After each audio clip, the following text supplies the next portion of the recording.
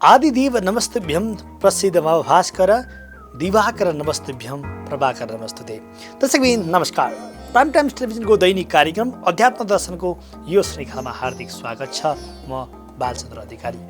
आज विक्रम सम्वत 2077 साल पौष महिनाको 5 गते आइतबार तदनुसार डिसेम्बर 20 तारिक सन् 2020। मार्गशीर्ष शुक्ल पक्षको षष्ठी तिथि सद्विचार नक्षत्र वर्धनी योग गैरकरण कुम्भ राशिमा चन्द्रमा। आज बिहान सूर्योदय 6:51 हुनेछ भने सूर्यास्त साँझ 5:11 हुनेछ। यो पञ्चाङ्ग सम्बन्धी जानकारी विशद कार्यक्रमको विशेष श्रृङ्खला शुभारम्भ गरौँ राशिफलबाट। मेष राशि। मेष राशिको लागि छिमेकमा सुन्दारी बढ्ने देखेकोले होसियारीका साथ काम लिनुहोला। फाइदा लिन केही वस्तु त्याग्नु पर्नेछ। आवश्यक पर्दा सरसापट्ट खर्च मार्फत धन जुट्नेछ भने आफ्नाबाट भने टाढिनु पर्ने योग रहेको छ। खर्च लागे भने यात्राको प्रक्रिया अगाडि बढाउन सक्नुहुनेछ। लगानी बढाउनु परे पनि प्रतीक्षित रिजाले मनमा उत्साह थप्नेछ। धनवान सुरक्षामा विशेष सतर्कता अपनाउँदा नै राम्रो हुने देखिन्छ। यहाँको लागि रङको कुरा गर्ने हो भने पहेँलो रङ शुभ अङ्क, गुरुमा हेर्दा 1 अङ्क अनि दिशा भने पूर्व दिशा शुभ रहेको छ। वृष राशि।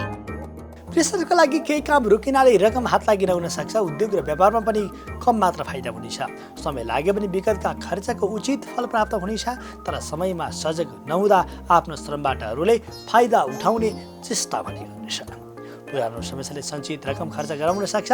चल अचल अनि धनको वेगबाट आंशिक फाइदा हुनेछ यहाँको लागि। यसकारण यहाँलाई रङको कुरा गर्ने हो भने सेतो प्रकारको रङ शुभ हुने देखिन्छ भने अङ्क ग्रुपमा हेर्दा 2 अङ्क अनि दिशा भने उत्तर दिशा शुभ रहेको छ। यही दिशालाई प्रयोग गरेर भने यहाँले केही सफलता प्राप्त गर्न सक्नुहुन्छ। मिथुन राशि। मिथुन राशिका लागि आजको मेहनतले भविष्यमा नाम दाम र प्रतिष्ठा दिलाउनेछ। मेहनत गर्दा आफ्नो क्षेत्रमा प्रभुत्व जमाउन सफल हुनुहुनेछ। साथीभाइको सहयोगले हिम्मत दिलाउनेछ भने कृतिमानी काम गर्ने अवसर रहेको छ। राम्रो कर्मफल प्राप्त हुनेछ। सामाजिक उत्तरदायित्व पनि आज बढ्नेछ भने राजनीतिक क्षेत्रबाट पनि यहाँलाई उत्तिकै सहयोग र सफलता प्राप्त हुनेछ। यहाँको लागि रङको कुरा गर्ने हो भने कालो प्रकारको रङ शुभ अङ्क, ग्रुपमा हेर्दा 1 अङ्क अनि दिशा भने उत्तर दिशा शुभ रहेको छ। कर्कट राशि। कर्कट राशिका लागि ग्रह गोचरको दृष्टिकोणबाट हेर्दा सामाजिक उत्तरदायित्व वहन गर्दै विशेष जिम्मेवारी प्राप्त हाल्ने योग रहेको छ। तारिफको कामले धेरैको मन जित्न सक्नेछ भने समुदायको हितमा राम्रो काम पनि गर्न सक्नेछ। टाढेका साथीभाइ नजिकनाले हर्ष बढ्नेछ। भाग्यले विभिन्न अवसरहरू थमाउनेछ। उपलब्धिको स्रोत पहिल्याउन सक्नुहुनेछ। अरूको काममा जुट्नु परे पनि फाइदा आफैलाई हुनेछ। व्यवसाय राम्रो हुँदै जानेछ। यहाँको लागि रङको कुरा गर्दा मरुन रङ शुभ अङ्क, ग्रुप हेर्दा 5 अङ्क अनि दिशा भने यहाँको लागि पूर्व दिशा शुभ रहेको छ। सिंह राशि। सिंह राशिको लागि चुनौतीपूर्ण कामको जिम्मेवारी वहन गर्नुपर्ने समय छ। शुभचिन्तक र प्रतिस्पर्धीलाई समेटेर काम लिनुपर्ने समय रहेको छ। स्वास्थ्यका लागि आहार विहारमा विशेष ध्यान पुर्याउनु होला। आकस्मिक समस्याले शरीरमा केही कमजोरी पनि अनुभूति हुनेछ। तयको काम बिग्रनाले निराशा छाउनेछ भने गोपनीयता बाहिरिनाले पनि समस्या पर्नेछ। फजुल खर्चले अर्थ सङ्ग्रहमा बाधा पुग्ने खालको योग रहेको छ। विचार पुर्याउनु होला। अरू पक्ष पनि साह्रै राम्रा छन्। यहाँको लागि रङको कुरा गर्ने हो भने खैरो प्रकारको रङ शुभ अङ्क, ग्रुपमा हेर्दा 3 अङ्क अनि दिशा भने उत्तर दिशा शुभ रहेको छ। कन्या राशि। कन्या राशिका लागि प्रतिकूल परिस्थितिका बीच प्रियजनको भेटघाटले दिन रमाइलो हुनेछ। व्यवसायको सन्दर्भमा कुरा गर्ने हो भने सानो ठुलो यात्रा पनि हुन सक्नेछ। गम्भीर तथा मनोरञ्जनको समय रहेको छ। भौतिक साधनले जीवनशैलीमा परिवर्तन ल्याउनेछ। अतिथिका रूपमा सत्कार प्राप्त गर्न सक्नुहुनेछ भने आम्दानी बढाउने काम गर्न सक्नुहुनेछ। प्रेम र मित्रताको बन्धन अझ कसिलो हुनेछ। यो अर्थबाट हेर्दा कन्या राशिहरूका लागि आज साह्रै राम्रो रहेको छ। रङको कुरा गर्दा यहाँको लागि कालो कालो खैरी प्रकारको रङ शुभ अङ्क, ग्रुपमा हेर्दा 3 अङ्क अनि दिशा भने पूर्व दिशा शुभ रहेको छ। तुला राशि। वैधानिक प्रावधानले लक्ष्यमा पुग्न अप्ठ्यारो पार्नेछ। अधिकारका लागि सजग रहनु पर्ला। प्रतिस्पर्धीसँग मिलेर काम गर्दा फाइदा पुग्नेछ। विवाद तथा मुद्दाहरूमा आफ्नो पक्ष कमजोर बन्न सक्छ। गोपनीयतामा विशेष ध्यान पुर्याउनु होला। तापनि मेहनतले नियमित कामहरू भन्नेछ। सामान्य फाइदा हुनेछ भने प्रयत्न गर्दा भौतिक सुविधाका वस्तुहरू भेट हुन सक्नुहुन्छ। यहाँको लागि रङको कुरा गर्ने हो भने हरियो प्रकारको रङ शुभ अङ्क, ग्रुपमा हेर्दा 4 अङ्क अनि दिशा भने पूर्व दिशा शुभ रहेको छ। वृश्चिक राशि। वृश्चिक राशिको लागि सुखद सञ्चारले मनमा उत्साह जगाउनेछ भने अध्ययनको लगावले बौद्धिक क्षेत्र फराकिलो बन्नेछ। मनको डर उत्साहमा रूपान्तरित हुनेछ। बौद्धिक क्षेत्र फराकिलो बन्नेछ। मेहनतले प्रतिष्ठित काम सम्पादन गर्ने मौका दिलाउनेछ भने पढाइमा गुरुजनको मार्गदर्शन उपयोगी रहन सक्छ। सहपाठीहरू पछि पर्नेछन्। मेहनतले प्रतिष्ठा दिलाउन सक्नुहुनेछ। आजको लागि वृश्चिक राशिको लागि साह्रै महत्त्वपूर्ण दिनको स्वरूप रहेको छ। यहाँको लागि रङको कुरामा रातो रङ शुभ, अङ्कको रूपमा हेर्दा 7 अङ्क अनि दिशा भने पूर्व दिशा शुभ रहेको छ।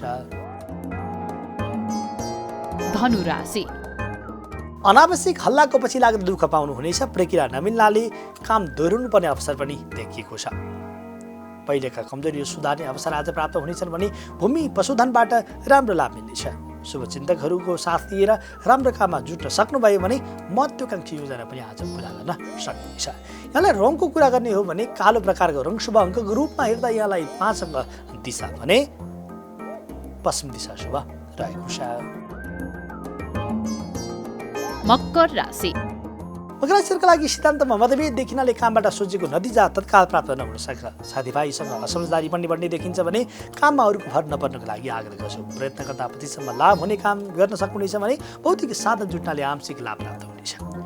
रोकेका कामहरू पुनः प्रारम्भ गर्न सक्नुहुनेछ। फाइदाको पछि लाग्दा अप्ठ्यारो चुनौती पनि आउन सक्ने रहेको छ। विचार पुर्याउला।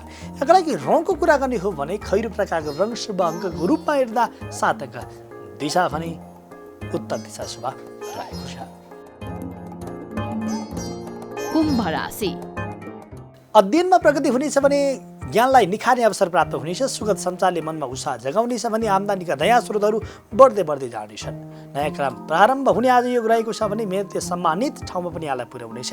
आफ्नो क्रियाकलाप गोप्य राख्दा नै महत्त्वपूर्ण रूपबाट फाइदा लिन सक्नुहुन्छ। यहाँको लागि रङको कुरा गर्ने हो भने पहिलो रङ शुभ, अङ्कको रूपमा हेर्दा 6 अङ्क अनि दिशा दक्षिण दिशा शुभ रहेको छ। मीन राशि। रमाइलो भेटजमघटका बीच स्वादिष्ट भोजनको आनन्द प्राप्त हुनेछ। पहिलेको सफलताले थप उत्साह जगाउनेछ भने नयाँ कामको प्रस्ताव आउनेछ।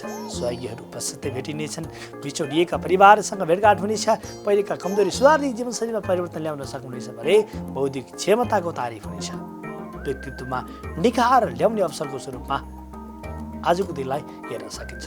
यहाँको लागि राम्रो रङको कुरा गर्ने हो भने गुलाबी रङ शुभ, अङ्कको रूपमा हेर्दा 1 अङ्क अनि दिशा भने पश्चिम दिशा शुभ रहेको छ। त्यसैको यहाँहरूमा आज हामीले मीन राशिसम्मका राशिफल प्रस्तुत गऱ्यौँ। पक्कै पनि हाम्रो जीवन प्रारब्ध र पुरुषार्थको संयोग भएको हुनाले दुईटै कुरालाई अगाडि बढ्नको लागि हार्दिक आग्रह गर्दछु। यो आग्रहका बीचमा छोटो व्यापारिक विश्रामको पालो भएको छ। हेर्दै गर्नुहोला, सुन्दै गर्नुहोला। दर्शकबिन, हार्दिक स्वागत छ यो श्रृङ्खलामा। आजको श्रृङ्खलामा धर्म र विज्ञान सम्बन्धी चर्चा गर्नेछौँ। धर्म र विज्ञानको अन्तर्सम्बन्ध कस्तो हुन्छ अनि कस्तो हुनुपर्ने हो भन्ने सन्दर्भमा 30,000 वर्ष यानि कि पुरानो वैदिक कालीन यो 30,000 वर्ष पनि इतिहासकारहरूले लेख्नुभएको कुरा हो, केवल अनुमानको आधारमा। अनि प्राचीन कालदेखि नै शास्त्रको मध्यबाट मन्त्र तथा ऋषिहरूले विचार गरेका हुन्। धर्म भनेको धारणा गर्ने सनातन ज्ञान हो। सनातन शाश्वत ज्ञान, वस्तु र पदार्थको स्वरूप, पदार्थ जनित गुण पनि धर्मकै अङ्ग हो। धर्मले नैतिकता, सदाचार, सत असत अनि विवेकको निर्देशन गर्दछ। जसले धारण गर्ने मानवीय गुण भनेको धर्म नै हो। सनातन शाश्वत ज्ञान, वस्तु र पदार्थको स्वस्वरूप पदार्थ जनित गुण पनि धर्मकै अङ्ग हो। धर्मले नैतिकता, सदाचार, सत असत, विवेकको निर्देशन गर्दछ। व्यक्ति धारणा गर्ने मानवीय गुण पनि त्यही धर्मको भाव हो। आदरणीय दर्शकहरू, हजारौं वर्षदेखि चलिआएको सनातन परम्पराको कर्मबद्धताको ज्ञान नै विज्ञान हो। भौतिक पदार्थलाई बुझ्न अनन्त गहिराइसम्म कणकणमा प्रवेश गर्ने माध्यम र कणकणमा ईश्वरीय गुणको विचारावलोकन गरी क्रमबद्ध विकास नै विज्ञान हो। वस्तु र पदार्थमा समभावको दृष्टि हुनु शाश्वत विज्ञान हो। धर्म र विज्ञानको अन्तर्सम्बन्धमा यसको बारेमा हामीले हेर्ने हो भने कुरा के छ भने यदि नहुने छाँटकाट देखिएमा विद्युतजनले यो सम्बन्धमा पनि धेरै प्रकारको हल्ला मचाउँदछन्। यदि धर्म र विज्ञान एउटै नभएको खण्डमा कुनै युगमा पनि मानवलाई धर्म र विज्ञानको आलोकबाट पर रहन दिनु हुँदैन र दिएको पनि छैन। धर्म र विज्ञानको स्वरूप ती दुई बीचको अन्तर्सम्बन्ध सर्वसाधारण व्यक्तिलाई विशेष ज्ञान नहुन सक्छ, तर धर्म रहे विज्ञान रहन्छ, विज्ञान रहे धर्म रहन्छ। वैदिक दर्शनका आचार्यले धर्मको अर्थ धारणा गर्नु हो भनेका छन् भने शाश्वत ज्ञान र विज्ञानलाई अनुभूति गर्दै जानु, सत्य, अहिंसा र प्रेममा विश्वास गर्नु, सम्पूर्ण प्राणीमा सद्भाव राख्नु नै धर्म हो। नबिटे जस्तै धर्म र विज्ञानले पनि मिलन बिन्दु हुन नै सक्दैन भन्ने तर्क राख्नु पनि पाइन्छ।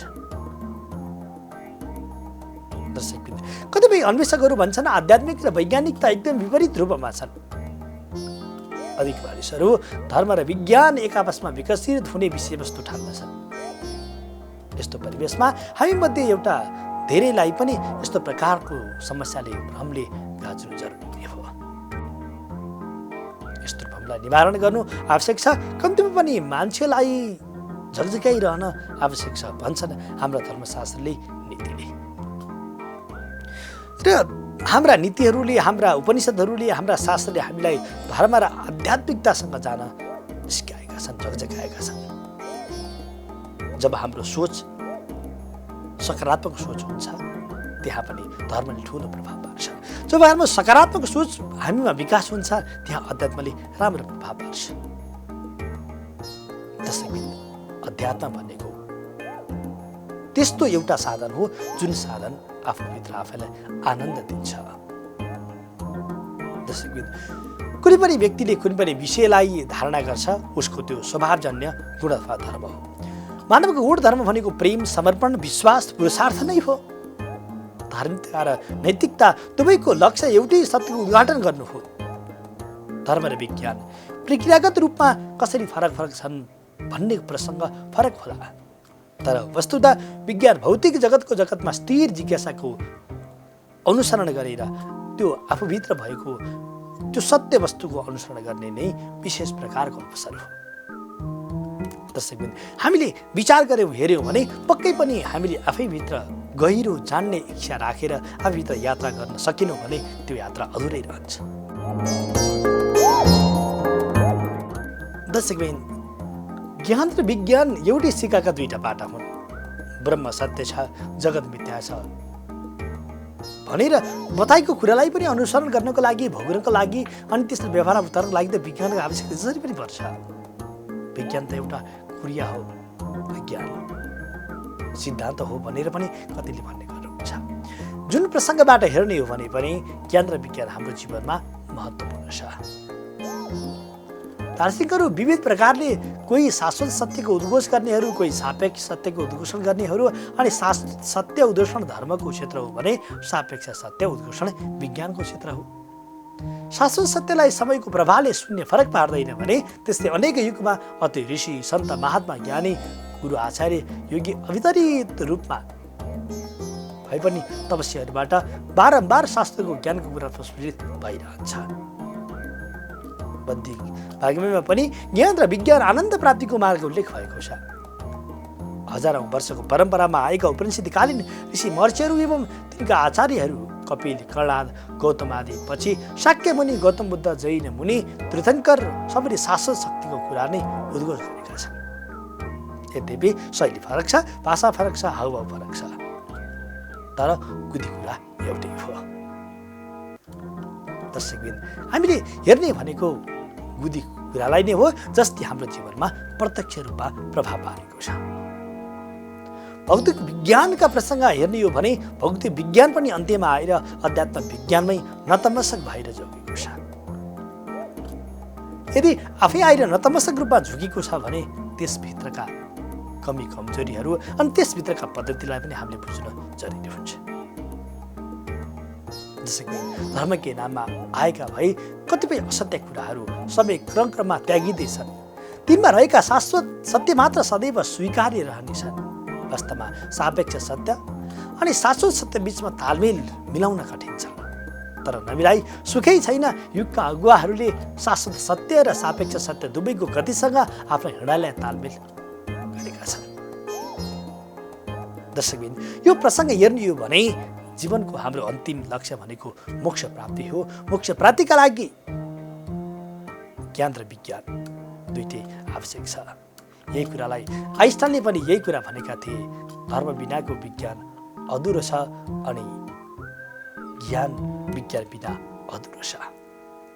त्यसैले यो दृष्टिकोणबाट हेर्ने हो भने पक्कै पनि आइन्स्टाइनले भनेको जस्तै धर्म बिनाको विज्ञान लगडो र विज्ञान बिनाको धर्म अन्धो हुन्छ भने जस्तै पक्कै पनि ज्ञान र विज्ञानको सम्बन्ध हाम्रो जीवनमा ठुलो प्रभाव पार्छ र त्यसले नै हाम्रो जीवनलाई परिवर्तन गर्दछ। त्यसैले यो प्रसङ्गबाट हामीले हेर्ने हो भने ज्ञानको प्रसङ्गको साथमा विज्ञानका प्रसङ्गलाई पनि हामीले अनुमोदन गर्नु महत्त्वपूर्ण हुन्छ।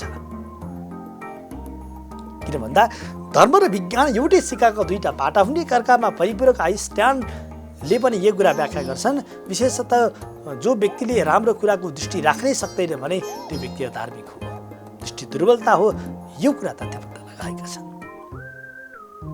यसकारण हामीले यो भावबाट हेर्ने हो भने, यो तथ्यबाट हामीले व्याख्या विवेचना गर्ने हो भने पक्कै पनि हाम्रो जीवन सुसंस्कृत हुन्छ, आनन्दित हुन्छ।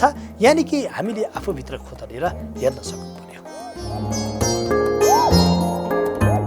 त्यसैले हाम्रो जीवन त एउटा महत्त्वपूर्ण जीवन छ। दुर्लभो मानुषो देहो देहिनाम क्षणभङ्गुरा तत्रापि दुर्लभम भन्ने वैकुण्ठ प्रियदर्शन हाम्रा धर्मशास्त्रले भन्छ। यो मानव देह आफै दुर्लभ छ, त्यसमा पनि वैकुण्ठ जस्तो पद प्राप्त गर्नु साह्रै दुर्लभ छ। यो प्रसङ्ग भगवान विष्णुले बताउनु भएको प्रसङ्ग छ। यानि कि स्वाभाविक विविधतालाई पनि हामीले विचार गर्न सकेनौँ भने त्यो प्रसङ्गले हाम्रो जीवनमा छुँदैन। त्यसैले पक्कै पनि हामी जन्मिएपछि प्रणान्त हुन्छौँ एक दिन। तर त्यो प्रणान्त हुनुभन्दा अगाडि हामीले आफैलाई बोध गरेर आफैभित्र चिनेर हेऱ्यौँ भने आखिरी ती यज्ञमा भएका प्रसङ्गहरू अनि यानि कि हाम्रो जीवनमा भएका जति पनि घटनाहरू परिघटनाहरू हाम्रो जीवनमा आवश्यकता पर्दैन। यसकारण हामीले त्यो प्रयासका लागि अगाडि बढ्नु जरुरी हुन्छ। किन भन्दा जुन प्रयासको अनुसरणबाट व्यक्ति सुसंस्कृत हुन्छ, आनन्दित हुन्छ र आफ्नो जिन्दगीलाई सही तरिकाले चलाउन सक्दछ। त्यसैले यो अर्थबाट, यो भावबाट हेर्दा आफ्नो जीवनको रहस्य आफैले बुझ्नु साह्रै महत्त्वपूर्ण हुन्छ। त्यसैले धर्म एउटा विधि हो, विधान हो, एक प्रकारको समय सीमा हो भने अध्यात्म त्योभन्दा अलिकति माथि हो। जब हामी आफू धार्मिक बन्छौँ अनि अन्तःकरण शुद्ध हुन्छ, जब अन्तःकरण शुद्ध हुन्छ अनि मात्र परमात्मा तत्त्व प्राप्त गर्छ भनेर ज्योतिष शास्त्रले र वेद पुराणका शास्त्रले व्याख्या गरेका छन्।